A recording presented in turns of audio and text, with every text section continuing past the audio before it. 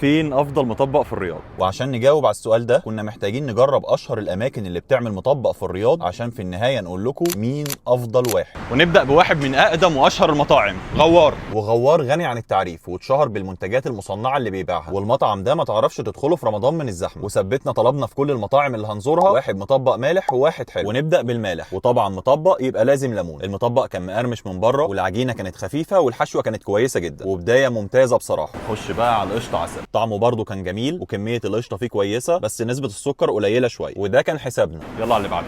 وطبعا ما ينفعش ننسى السبيعي، وده واحد من اشهر الاماكن اللي بتعمل مطبق غرب الرياض، وبرده اتشهر بالمنتجات المصنعه اللي بيعملها. ونبدا بالمطبق المالح، والمطبق كان طعمه جميل. الطبقه اللي بره كانت واخده قرمشه شويه وكان خفيف، بس الحشوه قليله شويه عن اللي قبله. فلفل الهندي ده نار يا جماعه. ونخش على مطبق القشطه، كان برده جميل، سكره مظبوط، بس برده الحشوه كانت اقل، ولكن للانصاف السعر هنا كان اقل بكتير من غوار. يلا على اللي بعده. واخيرا مطبق الامل، مكان صغير وبسيط، واحد من الاماكن القديمه اللي بتعمل مطبق غرب الرياض. ونبدا بمطبق المالح. المطبق هنا حجمه اصغر شويه من الاثنين اللي قبله، ولكن الحشوه كانت كويسه جدا والعجينه خفيفه. ونخش على القشطه، برده الحجم اصغر شويه ولكن الحشوه ممتازه، وطعم القشطه مع السكر كان موزون بصراحه، ده غير انه اقل سعر في مطاعم النهارده. كده الفيديو خلص، وبكده نكون جمعنا لكم اقوى 3 اماكن بتعمل مطبق في الرياض.